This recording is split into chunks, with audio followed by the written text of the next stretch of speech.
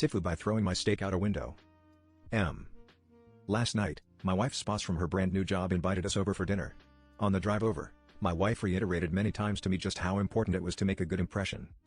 I scoffed and arrogantly informed my silly wife that I always make good impressions. My wife's boss is a single lady in her 50s, so it was just the three of us. We chit-chatted over drinks and salads and seemed to really be hitting it off. She laughed at my well-timed, perfectly appropriate jokes and my wife seemed pleased.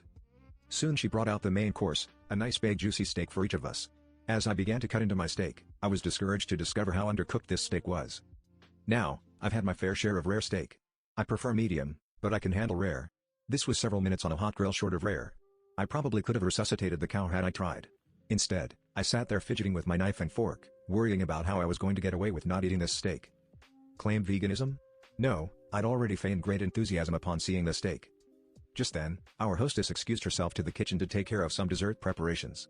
As I looked across the fancy dining room table at the open window of this third-story apartment, a cartoon light bulb appeared over my head. I knew I had to be decisive, realizing that she could return at any moment. I committed. I grabbed the steak with my hand, gently shook off the juice and executed a perfect throw right through the center of the open window. Here's the big-time FU. The window wasn't open. It was the cleanest freaking window you've ever seen in your life.